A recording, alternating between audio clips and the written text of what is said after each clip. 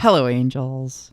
After the Charli XCX video, I think everyone's gonna think I'm talking about Charli stans, but you're all my angels, and no, you don't have a say in the matter. You are my angel.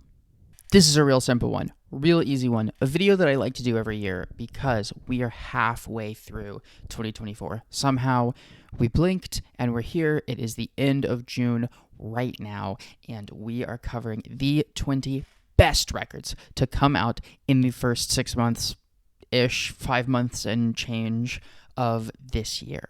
I have reviewed roughly 80-ish albums and about 24 EPs so far that have come out this year on my blog, and this is the best of the bunch, regardless of genre, regardless of length, ambition. These are purely the best records I've heard so far in 2024. 20 of them. And before we start, I want to briefly throw 3 EPs your way, starting with Crush Fun's new Fixation, New York trans punk band that I have enjoyed for quite a while with their new project, and honestly it's the most explosive and robust collection of tracks they've shared so far. This thing rips start to finish, and speaking of rips start to finish, a new 3-track EP from Foxtails called Home dropped. Screamo outfit, who dropped one of my favorite Screamo albums of the decade so far back in 2021 and followed it up with this excellent project.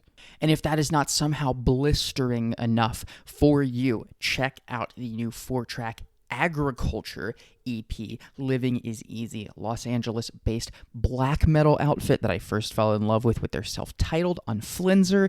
This is arguably even better. I think it's definitely a step in the right direction for the band and leaves me thrilled about where they're going next. All right, all that in the books. Let's get to it. In alphabetical order, because I could not really rank all of these albums right now, and I'm sure my tone and admiration of them will shift consistently before I rank them at the end of the year. We are beginning with a bit of a surprise.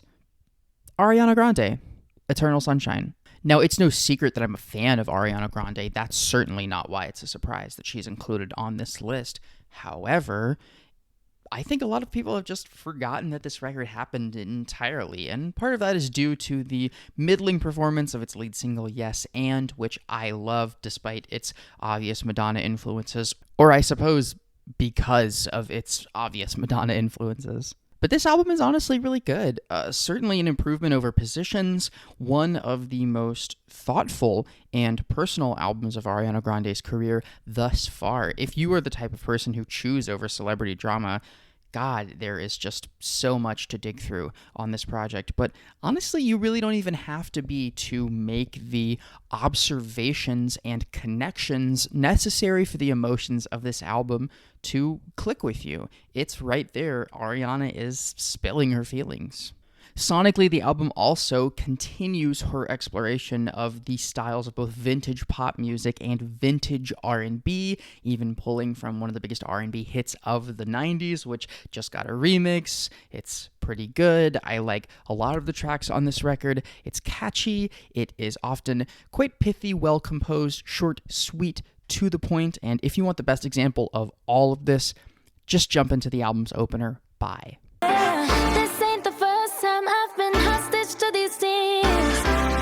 Next up, Arooj Aftab returns with Night Rain, the proper follow-up to her commercial and critical breakthrough on 2021's Vulture Prince.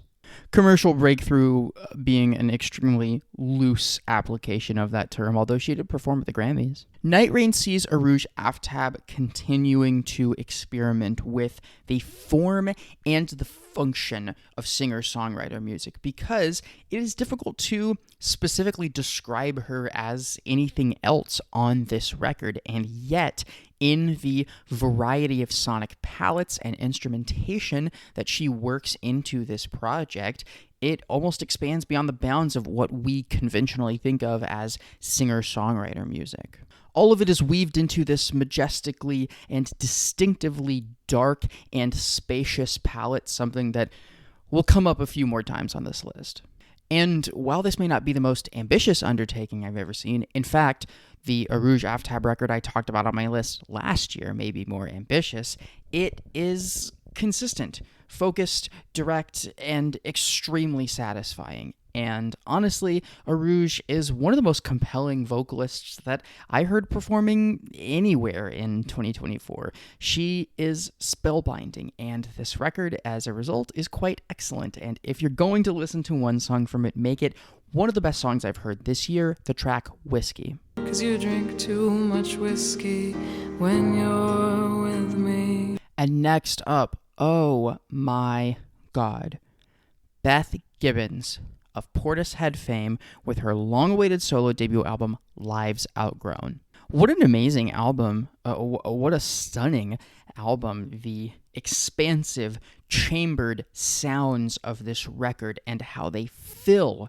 with Beth's deeply compelling vocals at both their most intimate and up close and their most grand and expansive, and the variety of other vocals that pop up across this album, the instrumental density required to fill some of these sonic spaces, and of course the songwriting, the deep tone of so much of this record. It is all so overwhelming, despite the fact that the music here is not conventionally overwhelming.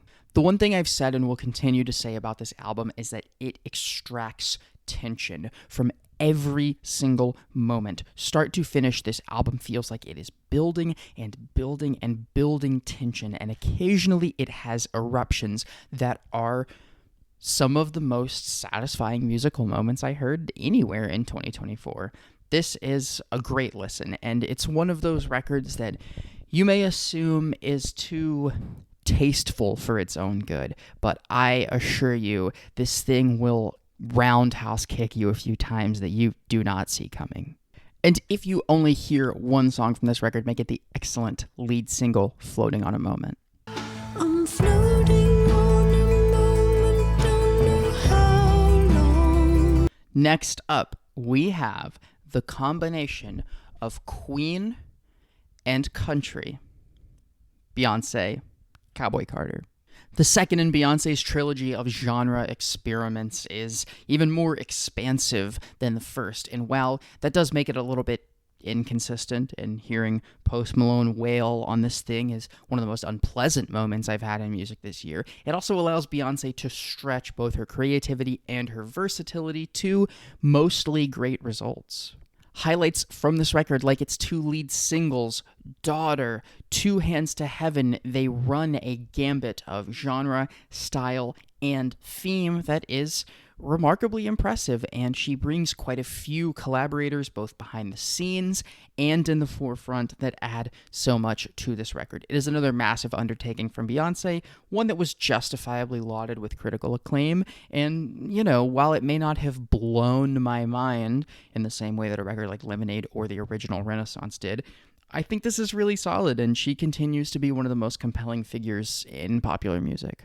And another one of the best songs I have heard this year so far, get used to hearing that phrase, is the track Bodyguard. I could be your bodyguard.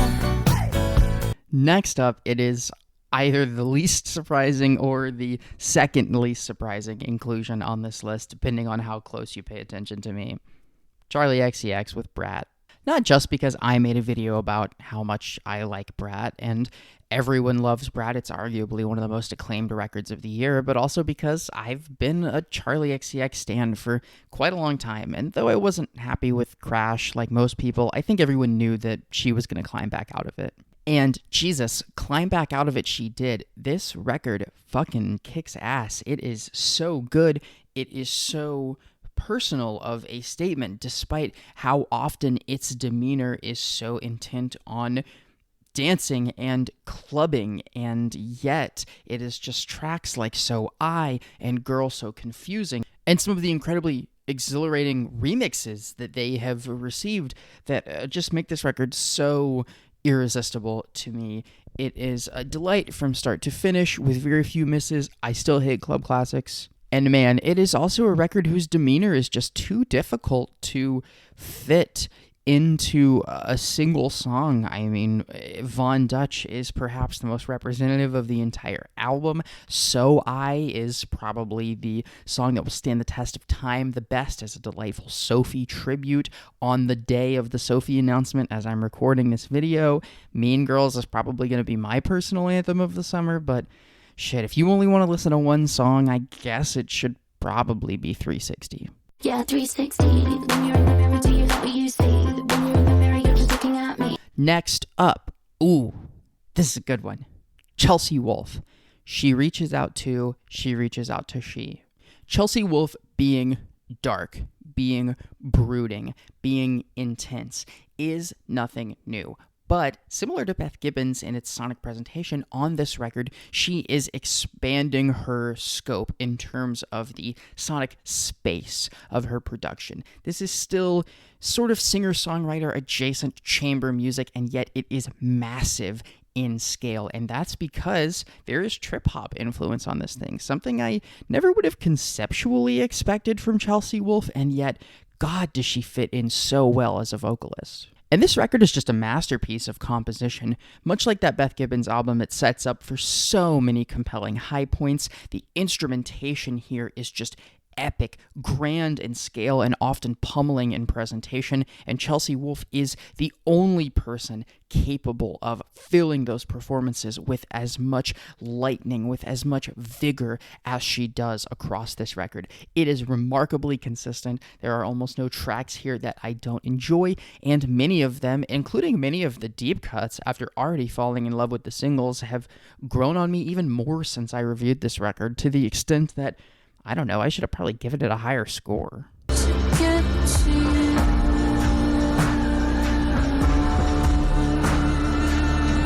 Next up, we've got Future Islands with People Who Aren't There Anymore. Indie pop veterans Future Islands, who have a greatest hits collection that can go toe-to-toe with absolutely anyone, but have often struggled to assemble that into fully great start-to-finish albums, deliver honestly one of their best works ever. The singles for this record go all the way back to 2021, and yeah, I've just found so many of them delightful, from Peach to King of Sweden to The Tower. It was almost like I knew going into this record that I was going to like it because I had already heard so much of it. And yes, scintillating deep cuts continue to dazzle on this album. I would say that it fails to crumble in on itself in the way that some other Future Islands records that got off to really promising starts have in the past, and what remains is a really solid collection of pop songs that show exactly what this uniquely styled and incredibly persistent outfit are so well equipped to do. And even though the song is a few years old at this point, do yourself a favor. King of Sweden. Figure in the distance.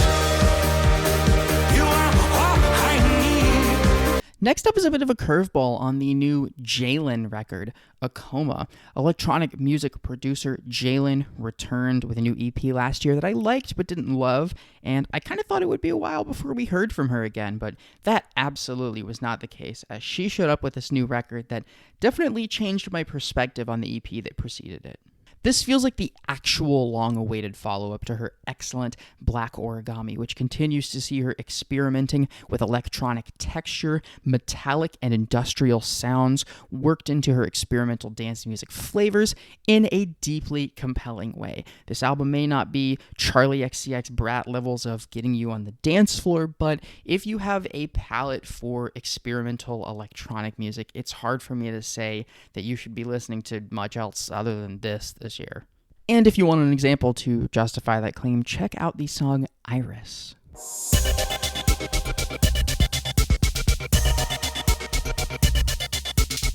And another record that you probably could have bookmarked for this list the moment the album was announced. The new Julia Holter record, Something in the Room She Moves. There are very few artists whose output I have praised more than Julia Holter in the time that I have been reviewing music, which is crazy because she really hasn't even put out that much music since I've been doing this. But in retrospect, particularly through the 2010s recap series, her discography continues to utterly dazzle, shining and soaring above her contemporaries, which is exactly what Something in the Room She Moves does. And what it does it with is this strange combination, not quite as impenetrably abstract as her last record, Aviary, but still far from grounded. This thing is still whimsical, it is experimental, it is compositionally abstract and dynamic, and yet so many of these songs have moments that are just plain catchy, beautiful, and infectious in the way that earlier Julia Holter material is, and walking this line shows how remarkable of a songwriter and a performer she really is. We're going to talk about a lot of good vocalists on this list, but at the end of the day, it's Julia Holter and it's everyone else, and if you want to hear her really in her bag, just listen to Sun Girl. Some good.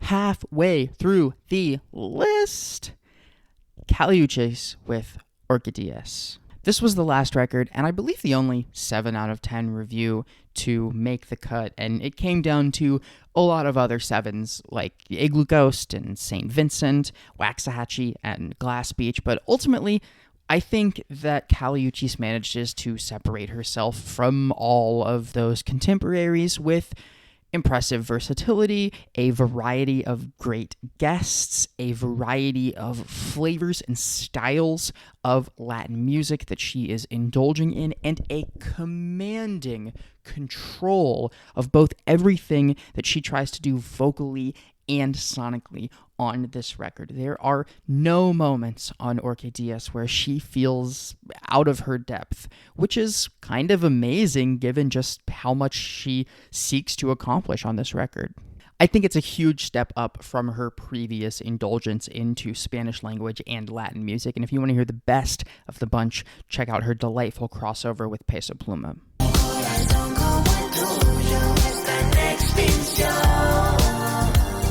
Kim Gordon's The Collective. Holy shit. Did she not have to go this hard? Kim, literally decades and decades and decades into her career, continuing to experiment, continuing to push her sound forward, and delivering a massive improvement on her first solo album by indulging even further into industrial music and bombastic trap and hip-hop instrumentals, and doing so with her ever commanding near-spoken vocals throughout this record. I cannot convey strongly enough the intensity that she delivers to this project. This project is, in its purest form, intense. It is pummeling. It is often relentless, and there are very few opportunities to take a breath. And it's all so artfully composed while doing that, which is extremely impressive. And just, again, for an artist who's been at it for as long as Kim Gordon, continuing to experiment in this way with this harsh of a sonic palette, this uncompromising of a vision for a record, and following through on it so effectively is extremely impressive. And this thing's lead single, Bye Bye, absolutely kicks ass.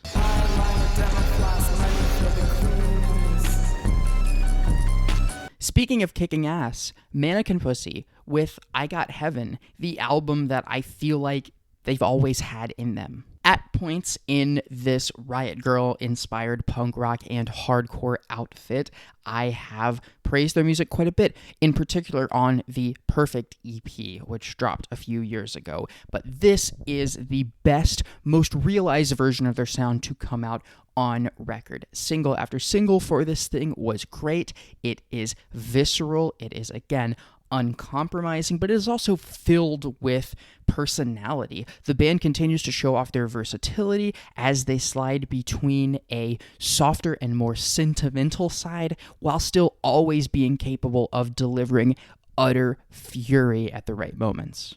And again, I feel like this list is lead single after lead single after lead single, but they really nailed it with the title track here, I Got Heaven.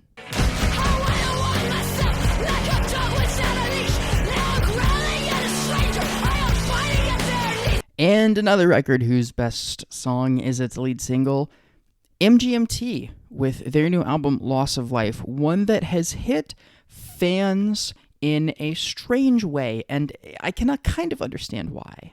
Rather than some of the psychedelia or straight up goth music that have inspired previous records, this thing kind of sounds classic rocky, and in comparison, there are a lot of 70s rock and pop rock influences that you can trace from this thing.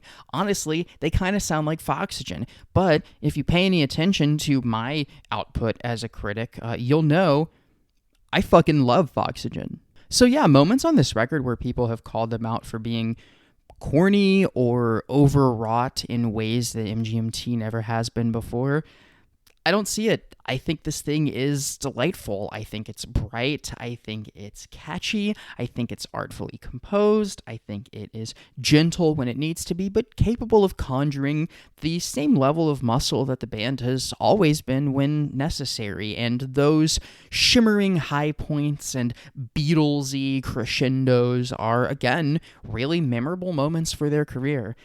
I'm not really sure why MGMT fans aren't eating this thing up, but I sure am. And man, did they really, really nail it with the lead single, Mother Nature.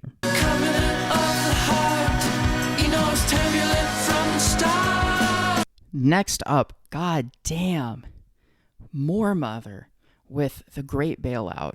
Talk about intense and uncompromising listens in a year that has really just served up so much relentless music already. This Philadelphia experimental musician and poet whose output I have loved for years now just delivered what may be one of her best projects ever. And for me, that really starts with its conceptuality, because Moor Mother's music has always been brooding, though I would say that this album at points hits a new level of intensity even for her. But what this record does is weave her poetry around subject matter so poignant, so directed that it becomes completely impossible to ignore.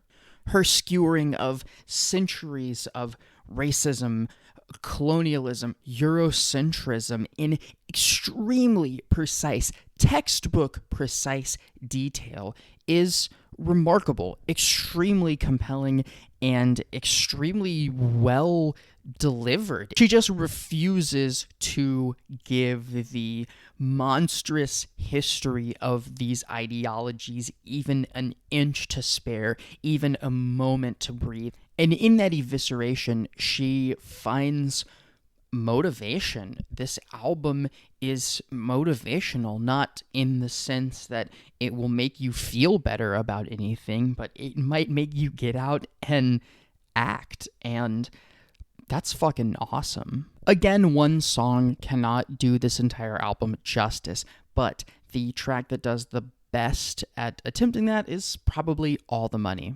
1780, St. Paul's Cathedral. The most recently released addition to the list is the new Anderson .Paak and Knowledge collaboration as NxWorries, the album Why Lord. It is the second from one of the smoothest rappers and singers and one of the slickest producers coming together for the first time in 8 years following their debut collaboration, which honestly has become a kind of underrated part of the early Anderson .Paak discography and has a lot of singles that I like a lot, so I was really looking forward to this crossover. And what they really did is expand the scope and the reach of their sound and their presentation of themes on this record. Anderson .Paak is no stranger to getting personal on occasion, but man, he is really digging into some of the details of his life and his career on this record in a really compelling way, and the instrumental palette and the song structures and genres of the tracks that are attempted here definitely are a wider reach than what was attempted on the first album. I think it builds on the extreme smoothness of both of these artists that was on display so tightly on the first record, and does so in a way that shows the versatility that they have along with it. Also, there's been a lot of feature-packed rap records this year, but man, have I not heard another album where the guest contributions hit as hard as this one. And the best of the bunch is on the track Walk On By, where Earl Sweatshirt might have turned in the verse of the year. Stupid advice I piled on you, it was frugal feeling like spent too many nights, booted, lived too many lives. As if two of the members of one of the biggest and most critically recognized bands in the entire world could do anything quietly, the sophomore album from The Smile, Wall of Eyes, seems to have emerged quite quietly. This thing dropped earlier this year, and yeah, it was met with a ton of acclaim from all kinds of publications and fans, myself included. I think this thing is really strong. I think it's an improvement on the first Smile album that dropped back in 2022, and it's kind of just been resting ever since then as the band deals with controversy over their silence on Israel and Palestine. But I don't know, continuing to listen to this record, I find it dynamic, I find it compelling, I find the compositions that they are serving up to be incredibly satisfying. I think it takes the premise of The Smile that was so promising on that first record and expands upon it in great ways, creating some of the best projects from the track so far and some of the best features of the greater expanded Radiohead universe that I've heard in years. They should probably say something, though. It stays Free Palestine. Anyway, listen to the track Bending Hectic.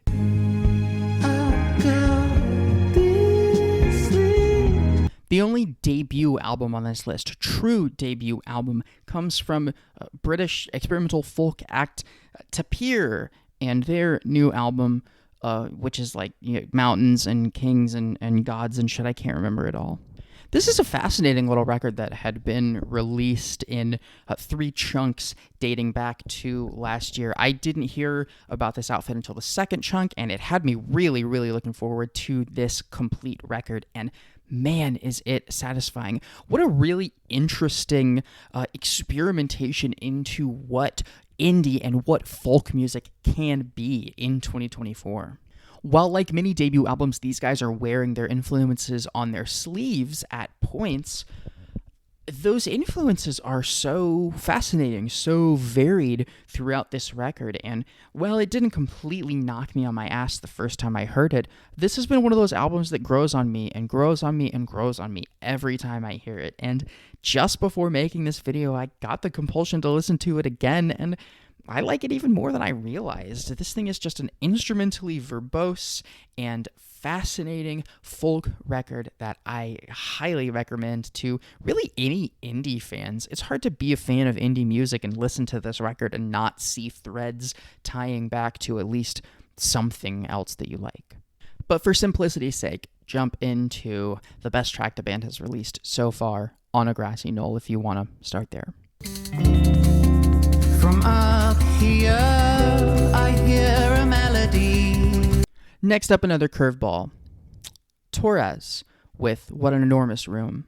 Torres has turned heads a few times in her career, most notably in 2021 when she released the spectacular Thirstier, a great album full of rambunctious rock and roll love songs, the kind of thing that this album absolutely is not. In fact, I think this record much more frequently conjures the Thirstier predecessor, Silver Tongue, a deeply underrated album in the Torres and in the singer-songwriter canon with its chilling and occasionally quite confrontational sonic palette. While Silver Tongue did that with clipping, distorted, sentimental synth lines that composed a very unique beauty, this new album, What an Enormous Room, does it with compromising distortion, filling these sonic spaces that is just confrontational.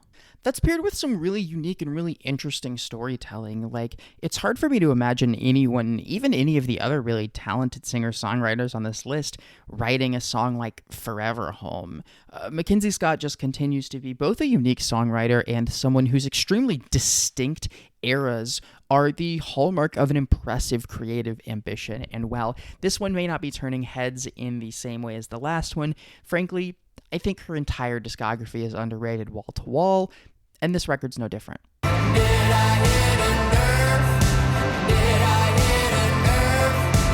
Second to last album. Stop it. Stop it. I can't stop talking about and listening to and recommending this fucking Vampire Weekend album, Only God Was Above Us. It blows my fucking mind how good this album is. Just like somehow I had gotten it into my head that Vampire Weekend, a band I love, whose entire discography I enjoy quite a bit, even their relatively unloved comeback album, I had just gotten into my head that their best days were behind them, and yet I'll be damned if songs like Classical, Capricorn, Mary Boone, Pravda are not some of the best material I've ever fucking heard them release. Which is crazy because I could sit here and list Ice Cream Piano and The Surfer and Gen X Cops. This album is great. It is arguably like 10 for 10. You want me to go ahead and finish the list? Sure, not every second of every song is as deeply compelling as each other, but fuck, sometimes what more is there to say? Vampire Weekend's songwriting has always been elite. It continues to be here. Ezra Koenig's word-bending poetry is mystifying. It is thoughtful, and yet those extremely thoughtful tracks are masterfully and meticulously crafted into some of the catchiest indie music I have heard in years. It is remarkable the thematic grandeur that these songs are able to maintain while being as instantaneous and infectious as they are. It is a remarkable achievement, and one that I will seemingly never shut the fuck up about. And if you want the absolute best example of that brilliant, contemplative, genius songwriting being paired so well with sonic presentation and sound and infectious instantaneousness, check out Classical. Have a clue with time becomes classical. And finally, gracefully, blissfully, the last album on the record, Vince Staples with Dark Times. In my opinion, the best project he has released in a very, very, very long time. And part of the reason for that, I think, truly and honestly, is a return to the style and substance of his remarkably impressive breakthrough Summertime '06. This new record, Dark Times, is really titled perfectly, and it lives up to that title in a major way. This thing is about intense subject matter spawning from Vince Staples' real-life experiences. It has an often very muted demeanor. The instrumentals on here are quite soulful, but quite dark and reserved, and over that instrumental palette, Vince's low-key but still extremely lethal bars and vocals and storytelling are allowed to shine. What this album lacks in ambition compared to a project like Big Fish Theory or perhaps FM, it more than makes up for with consistency. Thematic consistency, sonic consistency, and just consistency of the quality of it throughout. This is a really strong record, start to finish, and honestly, I think it's my favorite rap record of the year so far. And once again, check out the lead single to this thing, Shame on the Devil, because it does a really good job of highlighting exactly what nearly all of the songs on this album do so well. These hoes ain't what I need direction. Don't leave me, please, swear I learned my lesson. And that is it. 20 records, blissfully, hopefully cut in under 40 minutes, because God knows I recorded for a lot longer than that. And yeah, the next video will be even fucking longer because it is the often delayed top 50 albums of 2014 video. Need to catch up, need to get back on schedule with that series, but I listened to a ton of 2014 albums, uncovered some new stuff that I had never heard before that is awesome, realized that some of my favorite records from the time actually kind of suck and kind of have always sucked. And yeah, that video should be coming within the next couple of weeks.